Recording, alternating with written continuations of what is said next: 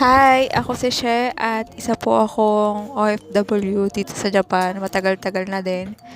Pero, hindi po ako mayaman. So, nagkakamali kayo. So, nag-video ako niyan kasi that is my last day sa trabaho ko na yan kasi nilipat po ulit ako ng Kaisha.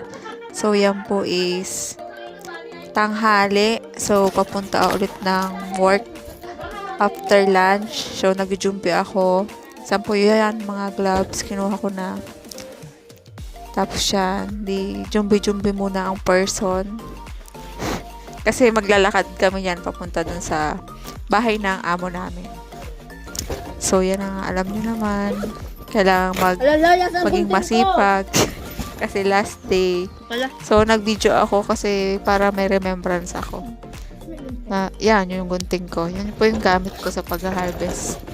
Yung gunting kasi ang trabaho namin is gugupit kami ng mga beans. So, yan. So, yan ang. At dahil sa wala na po akong nakalimutan, so, Yosh, may ngata-ngata pa ako chocolate dyan. Yan.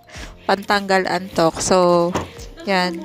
Tutur ko muna kayo ng konti sa aming bahay. So, yan. Yan yung kusina namin. Pero lalabas na talaga ako kasi papasok na kami.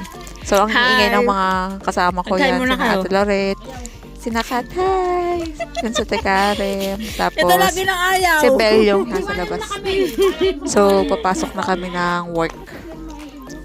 Dahil last day ko nga po sa work. So, yan.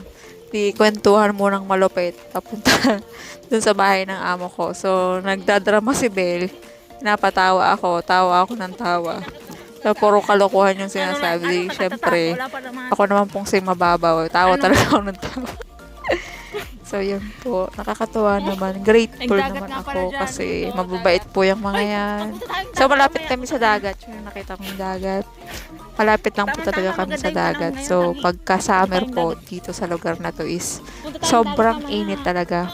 Pero maganda kasi after work mo, kasi hanggang alas 4 lang kami, mga 4:45 ang out namin. Paliwanag pa nun. So, pagka-summer, pwede po kami magpunta doon. Nakakapag-relax kami.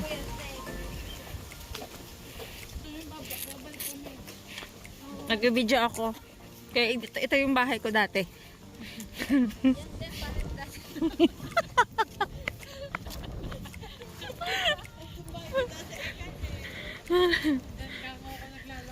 Dito ako naglalakad ng gabi lasing pauwi.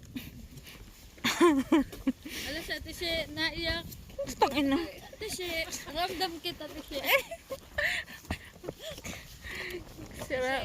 Alam ko may